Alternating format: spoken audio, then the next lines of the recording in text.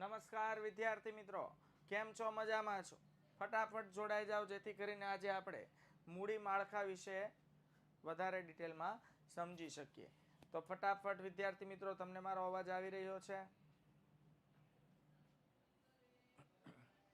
Okay, done.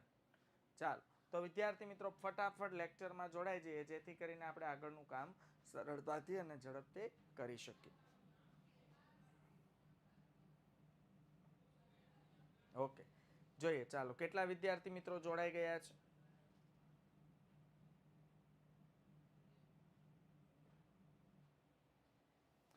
Okay, done, very good.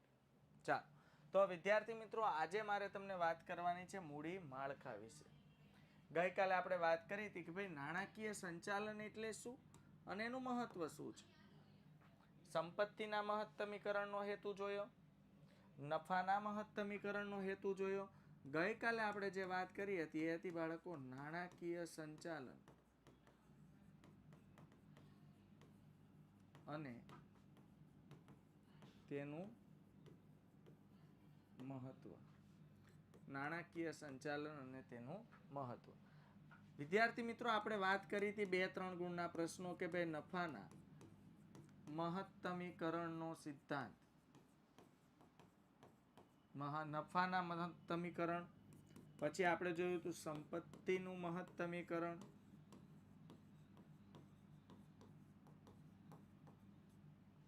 તો આજે આપણે વિદ્યાર્થી મિત્રો વાત કરવાના છીએ મૂડી માળખા વિશે. આજે આપણે વાત કરવાના છીએ મૂડી માળખા વિશે કે મૂડી માળખું કઈ રીતનું હોય.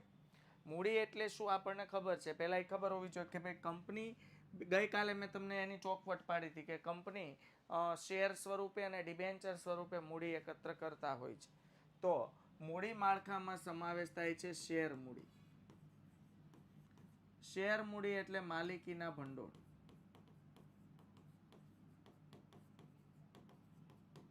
જેમાં બે બાબતનો સમાવેશ થાય છે: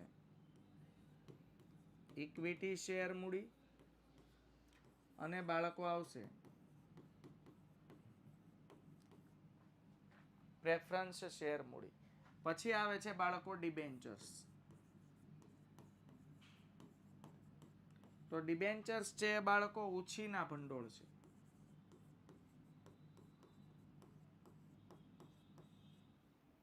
અને ડિબેન્ચર્સ એ ઉછીના ભંડોળ હોવાથી એ બની જાય છે ધંધાનું દેવું. ધંધાનું બની જશે બાળકો દેવું. સમજાય છે? તો વાત કરવાની છે મૂડી માળખા વિશે બાળકો. તો જોઈએ, સૌથી પહેલા આપણે સમજવાનું છે મૂડી માળખાનો અર્થ, ખ્યાલ અને આદર્શ મૂડી માળખાના લક્ષણો કેવા હોય કે ધંધાકીય એકમ માટે કયું મૂડી માળખું આદર્શ મૂડી માળખું ગણાય. સમજાય છે વિદ્યાર્થી મિત્રો હું શું કહેવા માંગુ છું? કોઈ પણ ધંધાકીય એકમ હોય તો એના માટે આદર્શ મૂડી માળખું કયું એમ. આદર્શ એટલે એવું મૂડી માળખું જે પોતાના ફેવરમાં હોય. કેટલીક વાર શું થાય કે ભાઈ આપણે મૂડી માળખા સ્વરૂપે share, equity share, preference share અને ડિબેન્ચર 3 વસ્તુનો ઉપયોગ કરતા હોઈએ, તો કોનું વધારે ઓછું પ્રમાણ હોવું જોઈએ કે સમતોલિત પ્રમાણ હોવું જોઈએ એમ. હવે જરૂર કરતાં દેવું વધી જાય, દેવું એટલે ડિબેન્ચરનું પ્રમાણ, તો પણ ન ચાલે. માલિકીના ભંડોળ જરૂર કરતાં વધી જાય તો પણ ન ચાલે. એટલે આદર્શ મૂડી માળખાના લક્ષણો જોવાના છે. તો સૌથી પહેલા જોઈએ બાળકો મૂડી માળખાનો અર્થ. તો જરૂરિયાત પ્રમાણેની મૂડી એકત્ર કરવા કંપનીએ ઉપયોગમાં લીધેલા જુદા જુદા નાણાં પ્રાપ્તિ સ્થાનોનું મિશ્રણ એટલે મૂડી માળખું. જો પહેલા આ વ્યાખ્યા જોઈએ બાળકો કે જરૂરિયાત પ્રમાણેની મૂડી એકત્ર કરવા. જરૂરિયાત પ્રમાણેની એક શબ્દ એ લોકો યુઝ કર્યો છે કે કંપનીને જેટલી જરૂરિયાત હોય ને એટલી જ મૂડી એકત્ર કરવાની. સમજાય છે? જરૂરિયાત પ્રમાણે એટલે કંપનીને જરૂરિયાત હોય એટલી મૂડી એકત્ર કરવી. કંપનીને જરૂરિયાત હોય તેટલી મૂડી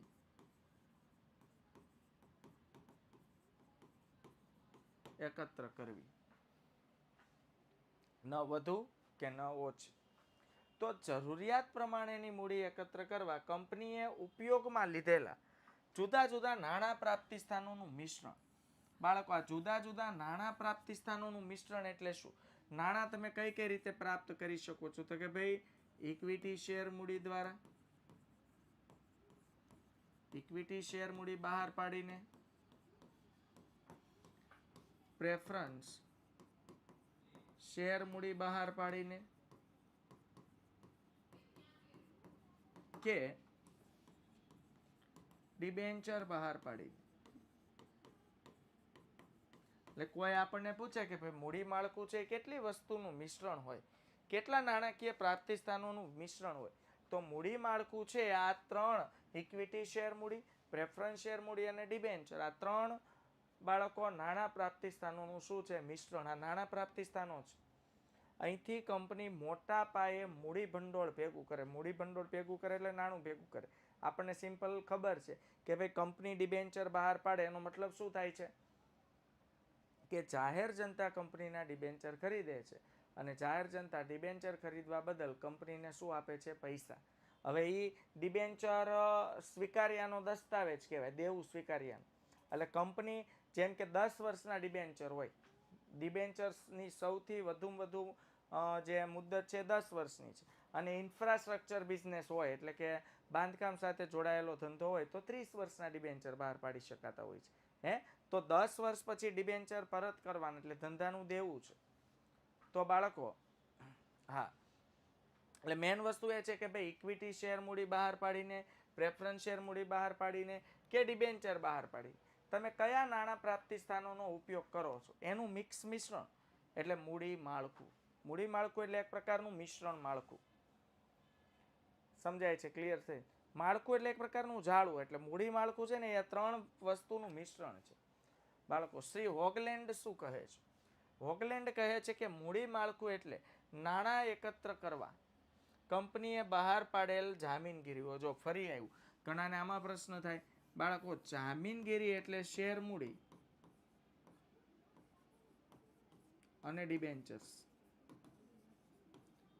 એટલે એમાં બંને આવી ગયું, શેર મૂડી અને ડિબેન્ચર્સ. તો મૂડી માળખું એટલે નાણાં એકત્ર કરવા કંપનીએ બહાર પાડેલ જામીનગીરીઓ તેમજ ઉપયોગમાં લીધેલા વિવિધ નાણાં પ્રાપ્તિ સ્થાનોનું માળખું. હોગલેન્ડ પણ સેમ વ્યાખ્યા કરે છે કે મૂડી માળખું એટલે નાણાં એકત્ર કરવા કંપનીએ બહાર પાડેલ જામીનગીરી. હવે જો આવું મોટા પાયે જે કંપનીઓ છે એને બહુ મોટા મૂડી રોકાણની જરૂર હોય, તમને ખબર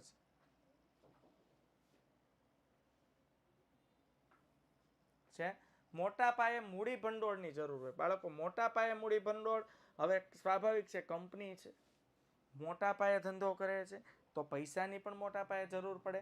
હવે મોટા પાયે જ્યારે લાખો કરોડોમાં પૈસા, લાખોની નહીં કરોડોની વાત કરો, કરોડો કેવા 2000 કરોડ, 5000 કરોડ, આટલા મોટા મૂડી ભંડોળની જરૂર હોય ત્યારે આવી મોટી મોટી કંપનીઓ પાસે એક જ વિકલ્પ વધે છે, શેર બહાર પાડો અથવા ડિબેન્ચર બહાર પાડો. સમજાય છે? ક્લિયર થાય છે? તો શેર બહાર પાડીને કે ડિબેન્ચર બહાર પાડીને નાણાં એકત્ર કરવામાં આવે છે. તો મૂડી માળખું એટલે નાણાં એકત્ર કરવા કંપનીએ બહાર પાડેલ જામીનગીરીઓ તેમજ ઉપયોગમાં લીધેલા વિવિધ નાણાં પ્રાપ્તિ સ્થાનોનું પ્રમાણ. એટલે કંપની કયા નાણાં પ્રાપ્તિ સ્થાનોને ઉપયોગમાં લે છે. તો બાળકો, આ છે મૂડી માળખાનો અર્થ. એટલે મેન વસ્તુ સમજજો કે મૂડી માળખા સ્વરૂપે કંપની ઇક્વિટી શેર મૂડી, પ્રેફરન્સ શેર મૂડી અને ડિબેન્ચર આનું કેટલું પ્રમાણ જાળવી રાખે છે. હોગલેન્ડ એનો મતલબ એ જ જણાવે છે કે ભાઈ નાણાં પ્રાપ્તિ સ્થાનોનું પ્રમાણ, આપણી પાસે 3 નાણાં પ્રાપ્તિ સ્થાનો છે, ઇક્વિટી શેર મૂડી, પ્રેફરન્સ શેર મૂડી અને ડિબેન્ચર. તો આનું આપણે પ્રમાણ લેવલ કેટલું રાખીએ એમાં ભાગ એમાં સમાવિષ્ટ થાય છે. આગળ, મૂડી માળખાના સ્વરૂપોનો ચાર્ટ છે વિદ્યાર્થી મિત્રો. જો મૂડી માળખા આ 4 વસ્તુ છે, આ 4 રીતે તમે માળખું તૈયાર કરી શકો. ઉદાહરણ સહિત આપણે જોઈ લઈએ. જો મૂડી માળખાના સ્વરૂપ છે, પહેલું છે ઇક્વિટી શેરનું મૂડી માળખું, બીજું છે ઇક્વિટી શેર અને પ્રેફરન્સ શેર, ત્રીજામાં છે ઇક્વિટી શેર અને માત્ર ડિબેન્ચર, અને ચોથામાં છે ઇક્વિટી શેર, પ્રેફરન્સ શેર અને ડિબેન્ચર. તો આમાં માત્ર માલિકીના ભંડોળ છે આ બંનેમાં.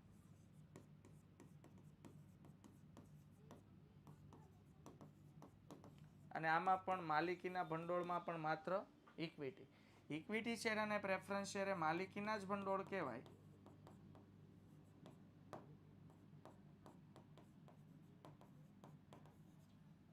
પણ આમાં બંને વસ્તુ આવશે, ઇક્વિટી પ્લસ પ્રેફરન્સ. અને ઇક્વિટી શેર અને ડિબેન્ચર, જો આમાં બે વસ્તુનું કોમ્બિનેશન થયું, અહીંયા જોજો, માલિકીના ભંડોળ પ્લસ ઉછીના ભંડોળ. તો માલિકીના ભંડોળમાં છે ઇક્વિટી શેર અને ઉછીના ભંડોળમાં છે ડિબેન્ચર. અહીંયા ત્રણ વસ્તુ છે, જો માલિકીના ભંડોળ પ્લસ ઉછીના.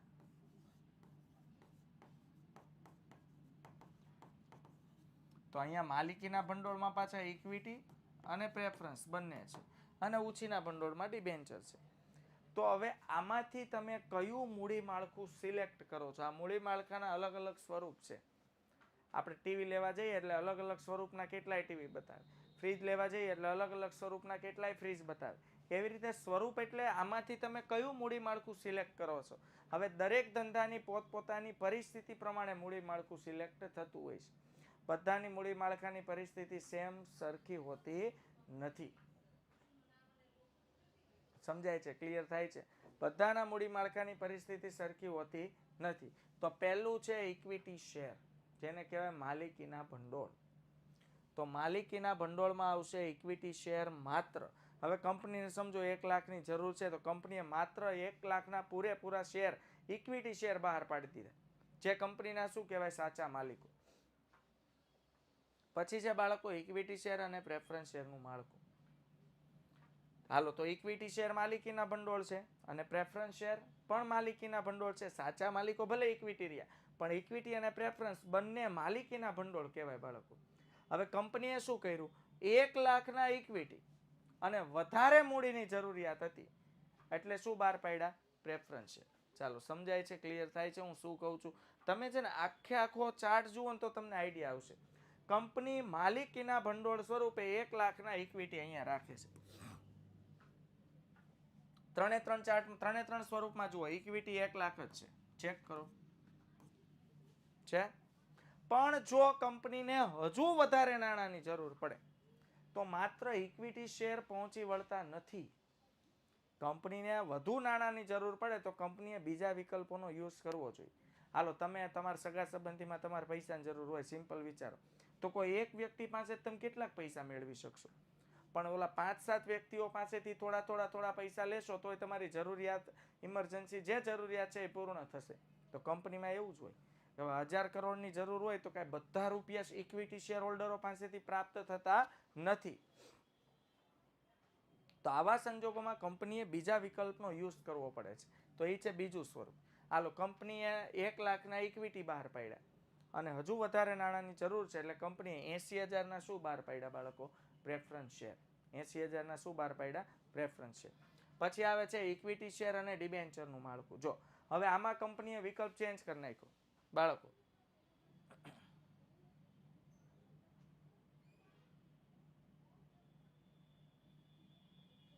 Equity share 1 lakh. હવે હજુ કંપનીને પૈસાની જરૂર હતી એટલે વિકલ્પ સ્વરૂપે બીજો ઓપ્શન કયો પકડ્યો, ડિબેન્ચર. હવે ડિબેન્ચર ધંધાનું દેવું છે, તો શા માટે આ ઓપ્શન પકડ્યો છે? જો હવે એમાં આગળ આવશે કે ભાઈ તમે જામીનગીરીઓમાં જો શેર બહાર પાડો ને, તો શેર બહાર પાડવાના ખર્ચા બહુ વધારે હોય. જ્યારે શેર બહાર પાડવાના ખર્ચા કરતા ડિબેન્ચર બહાર પાડવાનો ખર્ચ કેવો હોય, ઓછો. તો ઘણીવાર કંપની પોતાની જરૂરિયાત પ્રમાણે સમજી વિચારીને શેર કે ડિબેન્ચર બહાર પાડતી હોય છે. હા, એટલે અહીંયા ધારે તો કંપની પ્રેફરન્સ શેર પણ બહાર પાડી શકે, પણ એને ડિબેન્ચર બહાર પાડે. સમજાય છે? તો 1 લાખ ઇક્વિટી શેર અને 50,000ના શું બહાર પાડ્યા, ડિબેન્ચર. અને આ મૂડી માળખું છે એમાં 3 વસ્તુ છે, ઇક્વિટી શેર, પ્રેફરન્સ શેર અને ડિબેન્ચર. જુઓ, 1 લાખના ઇક્વિટી શેર, 80,000ના પ્રેફરન્સ શેર અને 50,000ના ડિબેન્ચર. તો બધું કંપનીને નાણાંની જરૂર હતી એટલે 1 લાખના ઇક્વિટી બહાર પાડ્યા. હજુ વધુ નાણાંની જરૂર હતી એટલે 80,000ના પ્રેફરન્સ શેર બહાર પાડ્યા. અને હજુ વધારે નાણાંની જરૂર હતી એટલે 50,000ના શું બહાર પાડ્યું? દેવું, એટલે કે ડિબેન્ચર. આ કેસમાં કંપનીએ દેવું કર્યું જ નથી. આ કેસમાં પણ કંપનીએ દેવું કર્યું જ નથી. આ કેસમાં કંપની પાસે માલિકીનું ભંડોળ, ઉછીનું ભંડોળ એટલે દેવું છે, અને આ છેલ્લા માળખામાં સ્વરૂપમાં પણ કંપની પાસે દેવું છે. તો અહીંયા તમે જુઓ ને તો મૂડી માળખાનું જે સ્વરૂપ થયું આ બંને માલિકીના ભંડોળવાળા મૂડી માળખા છે, અને માલિકીના ભંડોળ એઝ વેલ એઝ ઉછીના ભંડોળવાળા મૂડી માળખા છે.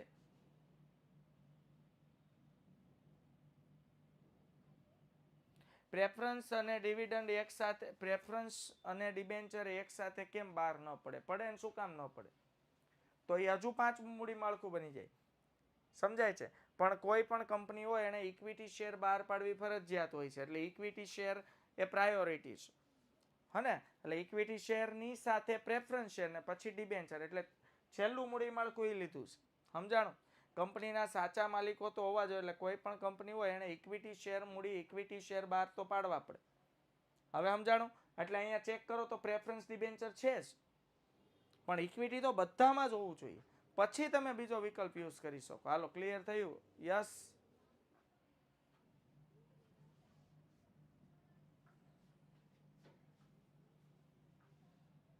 હા, કેટલા પ્રમાણમાં મૂડીની જરૂરિયાત છે એ પ્રમાણે શેર બહાર પાડવા. જો હું તમને એમ કહું કે હાલો, પૈસા તો જાહેર જનતા પાસેથી આવવાના છે, પણ હજુ જરૂર જ નથી, અને જાહેર જનતા પાસેથી તમે પૈસા માંગશો. હવે આ શેર કે ડિબેન્ચર હોય એ પરત કરવા પાત્ર નાણું છે. જો તમે આજે શેર બહાર પાડો તો સમયાંતરે તમારે વિસર્જન થાય એટલે શેર મૂડી શું કરવી પડે? પરત કરવી પડે. અચ્છા, તમે પરત નથી કરતા તો શેર મૂડી જો તમારા શેર બજારમાં રજીસ્ટર્ડ હોય તો એના અપડાઉનને લીધે આપણા ધંધાની વેલ્યુમાં પણ ફ્લક્ચ્યુએશન આવે. હવે ડિબેન્ચરની વાત કરી તો ડિબેન્ચર એ તો ધંધાનું દેવું છે, અને મેં કીધું કે ડિબેન્ચર તો મુદ્દત પૂર્ણ થાય એટલે ફરજિયાત શું કરવા પડે? પરત કરવા પડે. ધંધાકીય એકમમાં મુદ્દત પૂરી થાય ડિબેન્ચરની એટલે પરત કરવા પડે. તમને એમ થાય કે હું જાહેર જનતા પાસેથી ડિબેન્ચર સ્વરૂપે નાણાં લઈ લો, પણ લીધા પછી પાછા જ આપવાના છે, તો ભાઈ જરૂર છે એટલા જ લ્યો. આપણને ખબર છે આપણા ખિસ્સામાં 100 રૂપિયા હોય ને તો 100 રૂપિયા વપરાય જાય, 50 હોય તો 50 જ વપરાશે. સમજાય છે? કહેવાનો મતલબ શું છે કે જેટલા રૂપિયા લેશો ને એટલા વપરાવાનું પ્રમાણ વધી જાય. પછી શું થાય? નાણાકીય સંચાલન મિસમેનેજ થઈ જાય. વધારે પડતા રૂપિયા લઈ લીધા, અને જો એ નાણાંનું પ્રોપર મેનેજમેન્ટ ન થયું, બાળકો વિચારો, માર્કેટમાંથી હાલો આપણી કંપનીની માર્કેટમાં શાખ, પ્રતિષ્ઠા, ઇજ્જત, વેલ્યુ, માન સન્માન બહુ સારું છે. સિમ્પલ વિચારો તો માર્કેટમાંથી મને શેર અને ડિબેન્ચર સ્વરૂપે અઢળક રૂપિયા મળે એમ છે, પણ હજુ મારે જરૂર નથી. તો હવે મેનેજમેન્ટ થાય એટલે કે નાણાંનો યોગ્ય મહત્તમ ઉપયોગ ન થાય ધંધાકીય એકમના કામકાજમાં, તો એનું યોગ્ય વળતર ન મળે, એની નાણું થાય વેસ્ટ, અને અંતે ધંધાને નુકસાન થાય, કારણ કે શેર મૂડી હોય કે ડિબેન્ચર એ પરત તો કરવું જ પડે. ક્લિયર થાય છે? ઓકે,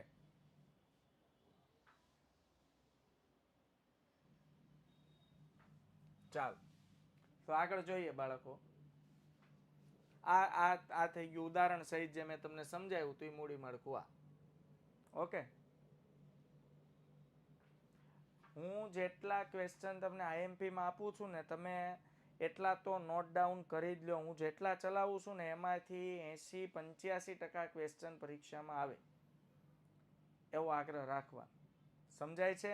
એ સિવાય પછી હવે આઈએમપી બેચ છે એટલે કાંઈ હું તમને બધા ટોપિક તો સમજાવી નથી શકવાનો, એટલે હું શું કરું છું કે ભાઈ મેન જે વેરી મોસ્ટ ઇમ્પોર્ટન્ટ 80-85ના પોર્શનમાં આવે છે એટલા ક્વેશ્ચન લઈ લઉં છું. પછીના જે 20% પોર્શન વધે છે એમાં હું ત્યારે ચેપ્ટર પૂરું થાય બરોબર એટલે તમને આઈએમપી નોટ્સ ડીપીપીમાં આપી દઉં છું. જેમ કે આજે આનો લેક્ચર છે તો આજે હું તમને આની ડીપીપીમાં આઈએમપી નોટ્સ આપીશ. તો હું તમને શું કહું છું સમજાય છે? તમે ક્લિયર હે ને? તો વિદ્યાર્થી મિત્રો, આ જેટલા લેક્ચર અત્યાર સુધી ચાલ્યા ને એ દરેક વખતે જેટલા મેં પ્રશ્નો કરાવ્યા છે એટલા પ્રશ્નો તમારે આંખ બંધ કરીને કરી નાખવાના છે. ગમે તેમ કરીને તમને આટલા પ્રશ્નો આવડવા જોઈએ, તો જ આ તમે જે ફી ભરી છે આઈએમપી બેચના, એ આઈએમપી બેચના જે છે એ વસૂલ થશે બાળકો, અને અહીંયા તમારી અમારી બધાની મહેનત વસૂલ થશે એમ. પછી કેવું થાય કે ભાઈ સરે તમને પછી એટલો વિશ્વાસ નો, તો ભાઈ જો આમાં કેવું હોય, વિશ્વાસને આધારે દરિયામાં નૌકા તરતી હોય. તો તમને ટ્રસ્ટ રાખો, રિસર્ચ કરીને અહીંયા જે આપું છું એ છે. જો આ મોટા પ્રશ્નો કરાવવાનું કારણ મેં તમને પહેલા જ કીધું કે ભાઈ એની અંદર બે, જો ગઈકાલે મેં કરાવ્યો તો સંપત્તિનું મહત્તમીકરણ, નફાનું મહત્તમીકરણ લઈ લીધું હતું, એ સાથે મહત્વ આવી ગયું, એટલે 3-4 પ્રશ્નો આવી ગયા હતા ગઈકાલે. તો આમાંથી 2 અને 3 માર્ક્સના તો પ્રશ્નો પૂછાય છે. ક્લિયર થાય છે? એટલે આઈએમપી બેચ છે આ. એટલે આ જ આઈએમપીઓ છે જે કરવાની છે. એ ઉપરાંત હું તમને ડીપીપીમાં આપું છું એટલા પ્રશ્નો એડ ઓન કરી દો, એટલે તમારું ત્યાંથી ચેપ્ટર થતું જાય ફિનિશ. ક્લિયર થાય છે? હા બસ જો આ ક્રિષ્ના શું કે હા 32 વાર ચાવી લેવાનું, એટલે શું છે હજમ કરવામાં વાંધો આવે નહીં. એટલે આ જેટલું તમને આઈએમપી સ્વરૂપે આપું છું, જો એમાં પ્લસ કરું છું, આઈએમપી પ્લસ ડીપીપીમાં જેટલા પ્રશ્નો આપું છું આટલા કરી જ લેવાના છે તમારે કોઈ પણ સંજોગો. અને હજુ તો આપણા યુટ્યુબના ઘણા બધા રિવિઝનના પેપર સોલ્યુશનના ઘણા બધા લેક્ચર આવશે, એટલે તમે ધારશો ને એના કરતાં ઘણા સારા માર્ક્સ આવશે. એટલે ડર કાઢીને ભણવા બેસી જાઓ. એવું વિચારો નહીં કે આ નહીં પૂછાય તો શું થશે. ભાઈ નહીં પૂછાય તો નહીં લખવાનું, પણ પોઝિટિવ વિચારો ને શું કામ નકારાત્મક વિચારો છો કે ભાઈ આ જ પૂછાશે ને આ જ કરવાનું છે, વાત થઈ ગઈ પૂરી, દ્રઢ બની જવા. તો એવું વિચારીને વાંચશો તો યાદ રાખવામાં સરળતા રહેશે. હવે મનમાં જો શંકા હોય કે નહીં પૂછાય તો, અને પછી નહીં પૂછાવાની લાલસાએ સવાલ વાંચો તો પછી નથી આવડવાનું. એટલે પૂછાશે જ એવું કોન્સેપ્ટ માઇન્ડમાં ફિટ કરીને વાંચવાની તૈયારી શરૂ કરી દો. જો આ જ મૂડી માળખું જે મેં તમને ઉદાહરણ સહિત સમજાવ્યું, તે મૂડી માળખાના સ્વરૂપો છે, પ્રકારો છે. ઇક્વિટી વાળું, ઇક્વિટી પ્રેફરન્સ વાળું, ઇક્વિટી ડિબેન્ચર વાળું, ઇક્વિટી પ્રેફરન્સ અને ડિબેન્ચર વાળું. ચાલો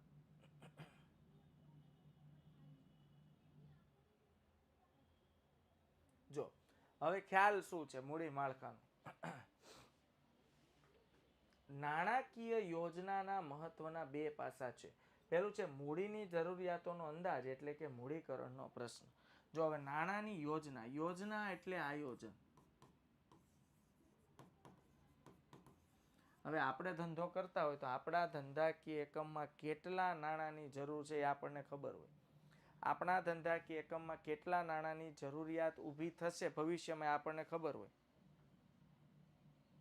હા, ન પૂછાય તો પણ તમે શીખવા તો મળે જ. અને આટલું બધું કરો છો કે એવું થાય હા મનમાં એમ ન રાખો કે નહીં પૂછાય નહીં પૂછાય, ને દીકરા થતા જ નહીં એકે. આ જ પૂછાવાનું છે, એટલે કરજો જ કોઈ પણ સંજોગોમાં. હા, 1-2 પ્રશ્ન એવા હોય કે જે કર્યા હોય ન પૂછાય, બાકી 90% આવશે. એટલે આટલા તો કરજો જ પ્રશ્નો ખાસ.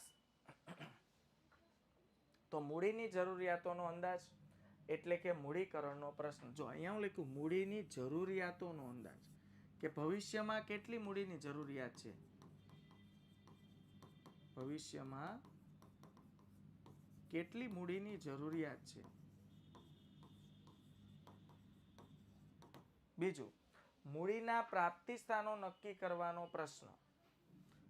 પ્રાપ્તિ સ્થાનો એટલે મૂડી ક્યાંથી પ્રાપ્ત થાય, મૂડી ક્યાંથી અને કઈ રીતે પ્રાપ્ત થાય, અને પ્રાપ્તિ સ્થાનો કહેવાય. અને આપણે કેમ પાતાળમાંથી પેટ્રોલિયમ કાઢીએ તો પેટ્રોલિયમનું પ્રાપ્તિ સ્થાન શું, પાતાળ. એમ મૂડીના પ્રાપ્તિ સ્થાનો, આ 2 યોજના ઘડવી પડે, આ ભવિષ્યની વિચારણા કરવી પડે. પહેલા અંદાજ લગાવવો પડે કેટલી મૂડીની જરૂરિયાત છે. આ પહેલો પ્રશ્ન. બીજો પ્રશ્ન કરવાનો કે મૂડીના પ્રાપ્તિ સ્થાનો નક્કી કરવાનો પ્રશ્ન, એટલે કે મૂડી માળખાનો પ્રશ્ન. કંપની પોતાના મૂડી માળખામાં ઇક્વિટી, પ્રેફરન્સ, ડિબેન્ચર જેવા મૂડીના પ્રાપ્તિ સ્થાનોનો વિચાર કરી શકે, તો આ 3માંથી કોનો વિચાર કરવો? 1 minute. I want to drink water. તમે તો નાસ્તો કરતા કરતા જ ભણતા હશો. હા, એટલે પાણી પી લ્યો હવે, સિંગ ચણા દાણા ફિનિશ થઈ ગયા હોય તો.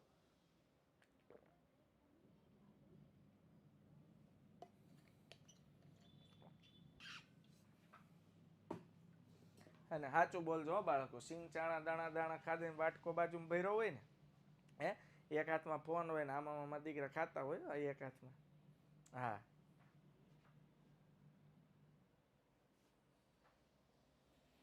હે ને.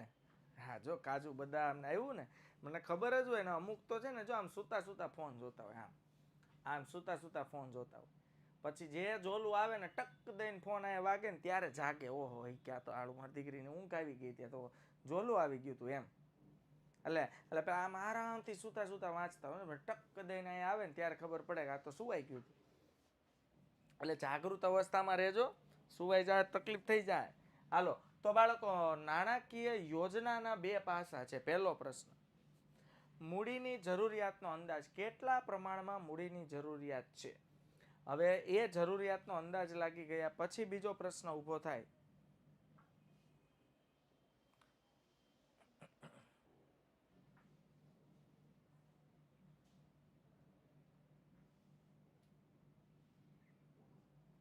ઓકે.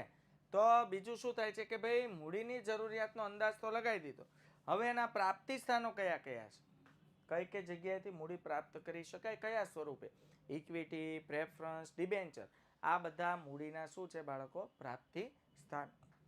ચાલો, લાક્ષણિકતા છે. જુઓ, સરસમ નાક ટન આપસ. તો મૂડી માળખાની લાક્ષણિકતામાં પહેલો મુદ્દો છે સરળતા.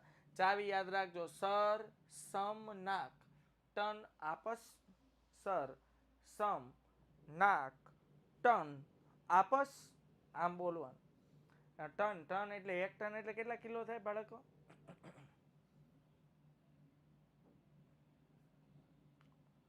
Anybody else? 1 ton is equal to how much kilogram? Many kilogram? 100. Wrong, Sanatan ખોટું છે.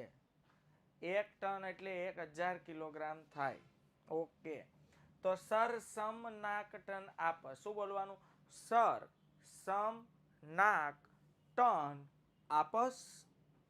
સર સમ નાક ટન આપસ. બસ આટલું જ બોલવાનું છે. નવરા પડો ને ત્યારે આવું કામ કરવાનું, એટલે શું છે, ચાવી સરળતાથી યાદ રહી જાય. તો આ છે મૂડી માળખાની બાળકો લાક્ષણિકતાઓ. પરીક્ષામાં પૂછાય 3 માર્ક્સમાં તો લખવાની. મૂડી માળખાની અર્થ આપી લાક્ષણિકતા જણાવો, પૂછાય. યસ.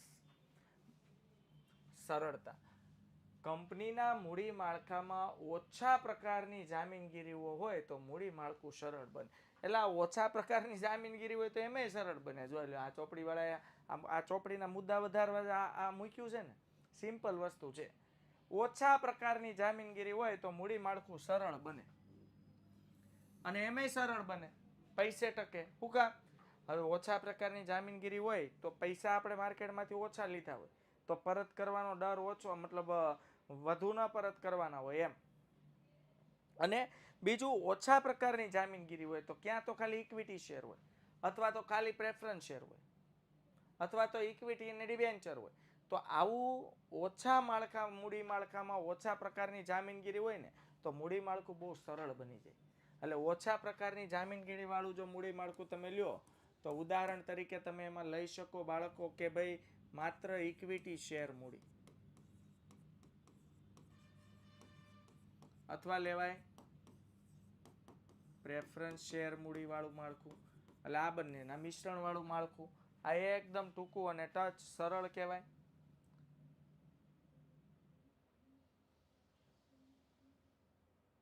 ચાલો, સમતુલા બાળકો છે.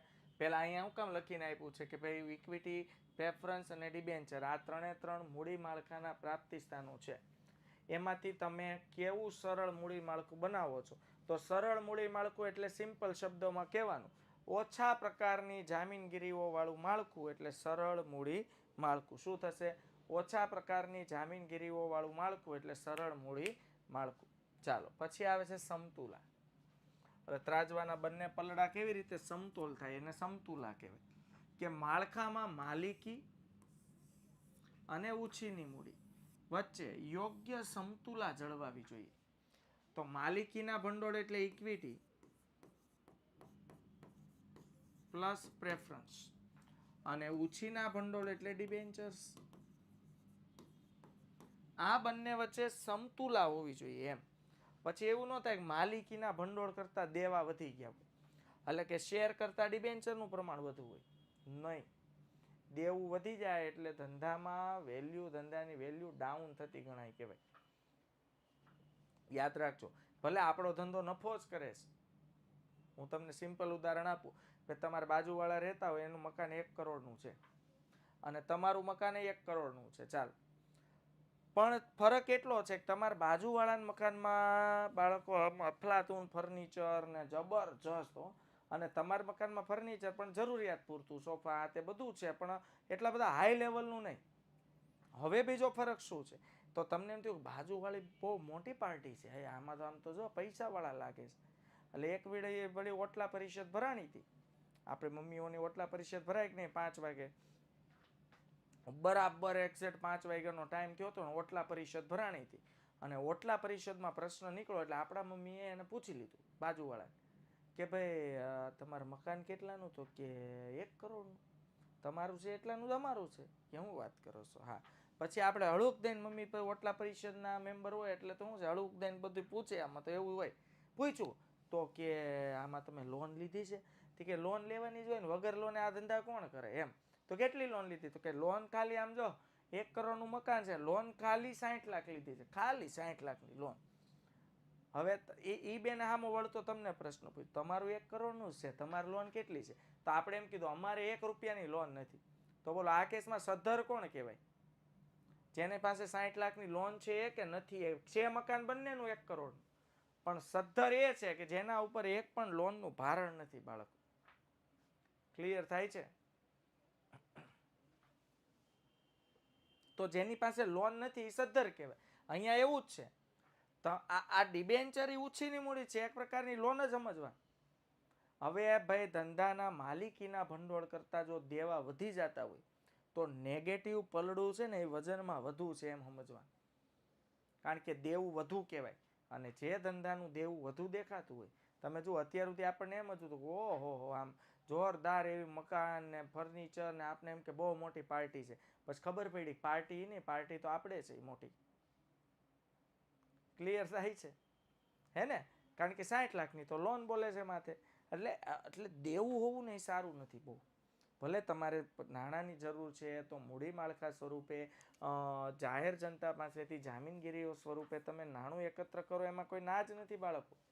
પણ ઉછીની મૂડી જો વધી જાય, ડિબેન્ચર જો વધી જાય, એટલે દેવું વધી જાય, અને દેવું વધી જાય તો એ સમતોલ મૂડી માળખું કહેવાય નહીં. એટલે સમતોલ મૂડી માળખું કોને કહેવાય? કે જેમાં માલિકીના ભંડોળ એટલે કે ઇક્વિટી અને પ્રેફરન્સ અને ઉછીની મૂડી ડિબેન્ચર વચ્ચે યોગ્ય સમતુલા જળવાઈ રહેલી હોવી જોઈએ.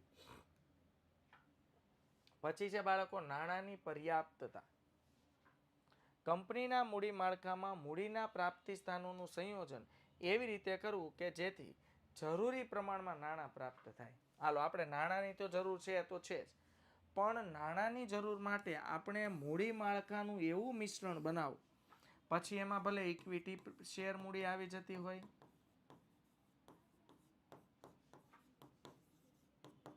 પ્રેફરન્સ શેર મૂડી આવી જતી હોય, કે ડિબેન્ચર આવી જતા હોય. આ ત્રણેયનું એવું મિશ્રણ બનાવો કે આપણી એક સંપૂર્ણ જરૂરિયાત, સમજો મારે 1000 કરોડની જરૂરિયાત હોય તો 1000 કરોડને હું આ 3 પાર્ટમાં એવી રીતે વિભાજિત કરીશ કે ભાઈ 500 લાખ બરોબર, કે ભાઈ 500 આપણે 1000 કરોડ સોરી એટલે 500 કરોડ ઇક્વિટી શેર મૂડી, પછી મેં નક્કી કર્યું કે ભાઈ 300 કરોડ શેર પ્રેફરન્સ શેર મૂડી અને 200 કરોડ ડિબેન્ચર. તો એવી રીતે મિશ્રણ બનાવો કે આપણી નાણાંની પૂરેપૂરી પર્યાપ્તતા પણ પ્રાપ્ત થાય અને એક સરસ મજાનું મૂડી માળખાનું મિશ્રણ તૈયાર થાય. સંયોજન એવી રીતે બને. જો આને સંયોજન કહેવાય. આ ત્રણ ભેગું થાય એટલે બાળકો શું થયું? સંયોજન. સંયોજન એટલે ભેગું થવું. તો આ ત્રણને એવી રીતે ભેગા કરો, જેમ કે આપણે 1000 કરોડની જરૂર હોય તો 500 કરોડના આપણે ઇક્વિટી બહાર પાડ્યા, 300 કરોડના પ્રેફરન્સ બહાર પાડ્યા, અને બાકીના જો 200 કરોડ વધ્યા જેના આપણે બહાર પાડી દીધા ડિબેન્ચર. તો આ ત્રણેય વસ્તુનું એવી રીતે સંયોજન કરો કે એક સામટી આપણી 1000 કરોડની જરૂરિયાત સંતોષાઈ જાય. 1000 કરોડની જરૂરિયાત સંતોષાઈ જાય. ક્લિયર થાય છે?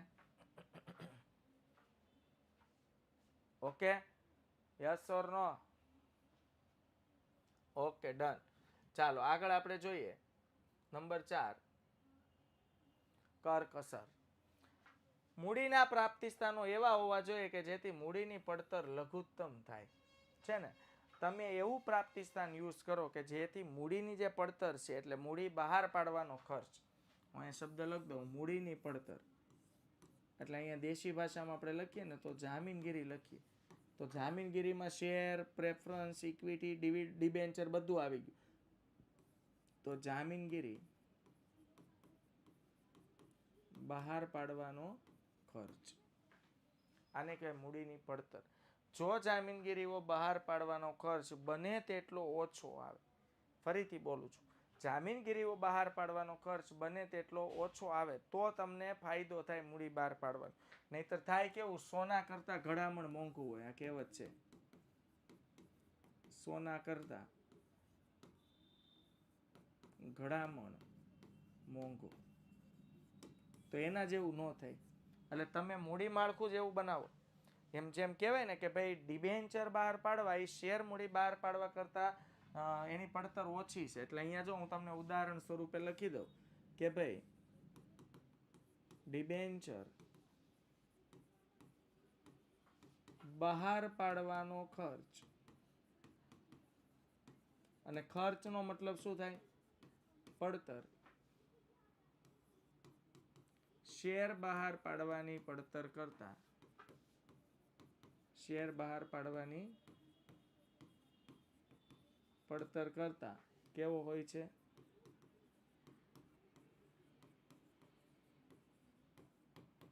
ઓછો હોય છે. તો ડિબેન્ચર બહાર પાડવાનો જે ખર્ચ છે તે શેર બહાર પાડવાની પડતર કરતા કેવો હોય છે, ઓછો. સમજાય છે? તો તમે એવું મૂડી માળખું બનાવો. હવે કેટલીક વાર થાય કેવું કે આપણે 1 કરોડની જરૂર હોય ઉદાહરણ તરીકે, અને બહાર પાડવાનો ખર્ચ જ 25 લાખ થઈ ગયો, તો હાથમાં મૂળ 75 લાખ આવ્યા. સમજાય છે? એટલે કહેવાનો મારો મતલબ શું છે, તમે મૂડી માળખાનું મિશ્રણ થોડી કરકસર કરો ને, કે જામીનગીરીઓ જે બહાર પાડવાની છે, બહાર પાડવાના ખર્ચમાં પણ આપણે શું લાવી શકીએ, કંટ્રોલ. એટલે બહાર પાડવાનો જે ખર્ચ છે તે ઓછામાં ઓછો થાય એવા આપણે શું કરી શકીએ, પ્રયાસ કરી શકીએ. તરલતા. 5 નંબર છે તરલતા. મૂડી માળખું એવું તરલ હોવું જોઈએ કે જેથી દેવા તેમજ જવાબદારીની ચૂકવણી સમયસર થાય. જોઈ લો, હવે આમાં કેવું હોય, એમાં સિમ્પલ નિયમ છે કે આપણી જેટલી કેપેસિટી હોય ને એટલા જ શેર કે ડિબેન્ચર બહાર પાડો. હાલો, શેર તો હજુ માલિકીના ભંડોળ છે, રિડીમેબલ શેર સિવાયના શેર તો કંપની બંધ થાય એટલે વિસર્જન થાય ત્યારે પરત કરવાના હોય, પણ ડિબેન્ચર તો ધંધાનું દેવું છે. બાળકો, ડિબેન્ચર ધંધાનું શું છે, દેવું છે. અને દેવું તો સમયાંતરે, એટલે કે ચોક્કસ સમય અગાઉથી નક્કી હોય, એ ચોક્કસ સમય પૂરો થાય એટલે દેવું ભરપાઈ કરવું પડે. એવું કેમ ખબર પડે ને, એવું માર્કેટમાં હોય, કારણ કે શેર બહાર પાડવા માટે કંપની રજિસ્ટ્રાર, વિજ્ઞાપન પત્ર બહાર પાડવામાં આવે, પ્રોસ્પેક્ટસ ને ઘણી બધી જોગવાઈઓનું પાલન કરવું પડતું હોય છે. સેબીમાં રજિસ્ટ્રેશન કરવાનું. જ્યારે ડિબેન્ચર બહાર પાડવાનો ખર્ચ શેર કરતા ઓછો છે. આવું જનરલી શેર માર્કેટમાંથી આ કોન્સેપ્ટ મળતો હોય છે. આ માહિતી જે મેં તમને કીધી ક્યાંથી મળે, શેર માર્કેટમાંથી. કે જનરલી એવું બને છે કે શેર બહાર પાડવાના ખર્ચ કરતા ડિબેન્ચર બહાર પાડવાનો ખર્ચ કંપનીને કેવો પડે છે, ઓછો. અને ડિબેન્ચર એ ધંધાનું દેવું છે. ડિબેન્ચરનો બીજો ફાયદો શું થાય, હવે શેર તમે એકવાર બહાર પાડો ને પછી જ્યારે કંપનીનું વિસર્જન થાય ને ત્યારે શેર પરત કરવાના હોય. એનો મતલબ કે ભાઈ પછી હવે સમજો આપણી કંપની સદ્ધર થઈ ગઈ છે, આપણી પાસે પૈસા આવી ગયા છે, તો પણ શેર આપણે પરત કરતા નથી. પણ ડિબેન્ચરમાં ફાયદો શું, ચાલો આજે મેં કોઈ પાસે ₹1,00,000 ઉછીના લીધા, 2 વર્ષ પછી મારી પરિસ્થિતિ બહુ સારી છે, તો હવે એ પૈસા મેં ઉછીના 5 વર્ષની કન્ડિશને લીધા હતા કે ભાઈ ₹1,00,000 મને ડિબેન્ચર હું પાડું છું, મને ₹1,00,000 આપો, એમ સમજો ને, ડિબેન્ચર હતા. તો ડિબેન્ચર સ્વરૂપે મેં ₹1,00,000 લીધા 5 વર્ષ માટે. તો હવે ફાયદો શું, 2 વર્ષને અંતે જો મારી કંપની સદ્ધર હોય અને મારી પાસે નફાનું પ્રમાણ વધુ હોય તો હું 2 વર્ષને અંતે જ ડિબેન્ચરના નાણાં પરત કરી શકું. સિમ્પલ. તો આ ઘણા બધા ફાયદા ગેરફાયદાને આધીન મૂડી માળખું નક્કી કરવામાં આવતું હોય છે. સમજાય છે? તો મૂડી માળખું એવું તરલ હોવું જોઈએ કે જેથી દેવા તેમજ જવાબદારીની ચૂકવણી સમયસર થઈ શકે. ઓકે, તો દેવા તેમજ જવાબદારીની ચૂકવણી સમયસર થઈ શકે. જય હિન્દ, જય હિન્દ. ક્યાંથી આવ્યા પધાર્યા છો કૃષ્ણાજી? તમે બિહાર, યુપી?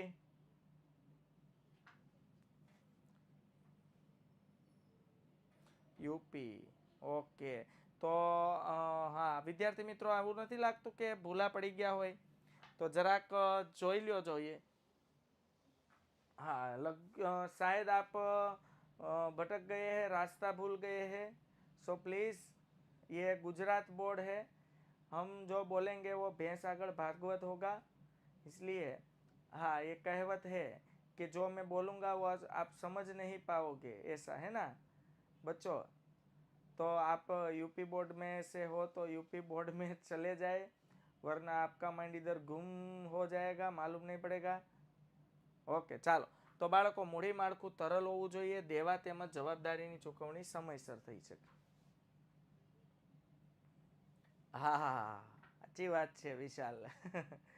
નફાકારકતા, કંપનીનું મૂડી માળખું નફાને ઇષ્ટતમ કરે તેવું હોવું જોઈએ.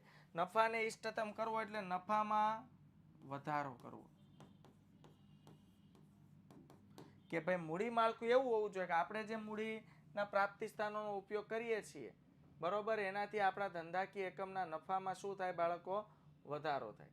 ચાલો, આકર્ષણ, મૂડી માળખું વિવિધ પ્રકારના રોકાણકારોને આકર્ષે ને તેવું હોવું જોઈએ.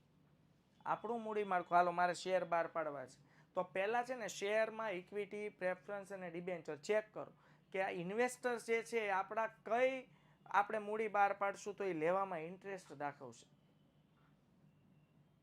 સમજાય છે? તો આપણે કયા ડિબેન્ચર બહાર પાડશું તો ખરીદશે, પ્રેફરન્સ બહાર પાડશું તો ખરીદશે, ઇક્વિટી બહાર પાડશું તો ખરીદશે. તો એ કયા સ્વરૂપમાં આકર્ષણ રોકાણકારો ધરાવે છે ચેક કરવાનું છે. પછી આવે છે બાળકો પરિવર્તનશીલતા. મૂડી માળખું બદલાતા જતા સમય સંજોગો અનુસાર તેમજ જરૂરિયાત મુજબ બદલી શકાય એવું હોવું જોઈએ. કે ભાઈ તમે ઇક્વિટી, પ્રેફરન્સ અને શેર બહાર પાડ્યા તો તમે એમાં સરળતાથી ચેન્જીસ લાવી શકો. ભાઈ 5 લાખના ડિબેન્ચર હોય ઉદાહરણ તરીકે, તો તમે ઈચ્છો તો દેવું ઘટાડી શકો એમ, એટલે 2.5 લાખ ભરી દો, ડિબેન્ચરને પરત કરી દો, તો મૂડી માળખામાં ચેન્જીસ આવી જાય.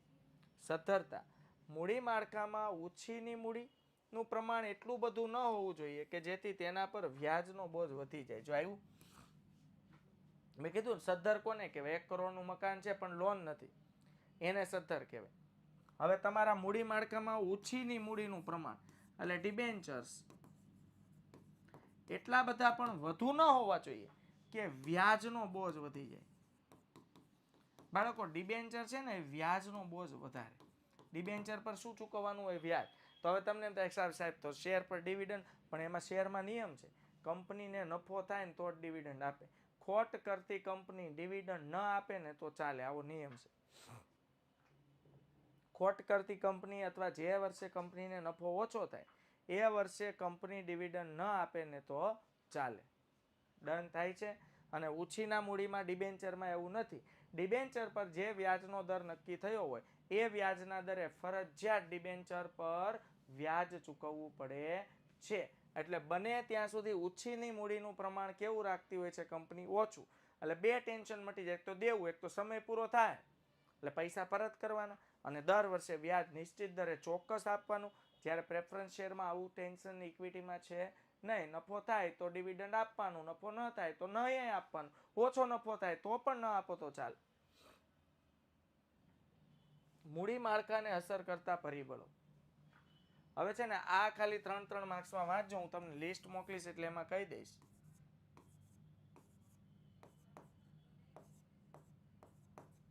ત્રણ ગુણ. મૂડી માળખાને અસર કરતા આંતરિક પરિબળો અને બાહ્ય પરિબળો.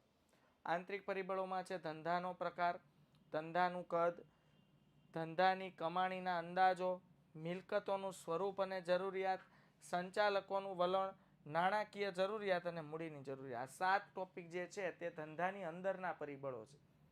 આ પરિબળોને કારણે પણ ધંધાના મૂડી માળખાને અસર થાય. તમે કેવા પ્રકારનો ધંધો કરો છો, ધંધાનું કદ કેવું છે. મોટો ધંધો હોય તો વધારે મૂડીની જરૂર પડે, નાનો ધંધો હોય તો ઓછી મૂડીની જરૂર પડે. કમાણીના અંદાજો, ભવિષ્યમાં ધંધો કયા કયા સેક્ટરમાંથી કેવી કમાણી કરવાના છે, મિલકતોનું સ્વરૂપ અને જરૂરિયાત, સંચાલકોનું વલણ, નાણાકીય જરૂરિયાત અને મૂડીની જરૂરિયાતો. બાહ્ય પરિબળો છે જેમાં છે મૂડી બજારમાં તેજી મંદીની પરિસ્થિતિ, મૂડી બજારમાં પ્રવર્તમાન વ્યાજનો દર, મૂડી પડતર, જામીનગીરીઓ બહાર પાડવાનો ખર્ચ, કાનૂની નિયંત્રણો, કરવેરાની નીતિ, સંસ્થાકીય રોકાણકારો અને વિદેશી સંસ્થાકીય રોકાણકારો. તો આ બધા આંતરિક અને બાહ્ય પરિબળો છે જે આપણે કરવા રહ્યા. તો આજે વિદ્યાર્થી મિત્રો આની જે ડીપીપી આવશે એમાં હું તમને આઈએમપી પ્રશ્નો, આ તો છે જ, એની સાથેના બીજા આઈએમપી પ્રશ્નો નોટ સેન્ડ કરીશ. ખાસ ડાઉનલોડ કરીને આટલું કરવાનું છે. મને વિશ્વાસ છે તમે ઘરે આટલું કરશો અને સારા માર્ક્સ મેળવવાની તૈયારી બતાવશો. ઓકે, ફરીથી આવતીકાલે મળશું. ત્યાં સુધી આવજો. Bye bye, take care, C you, જય હિન્દ, ભારત માતા કી જય.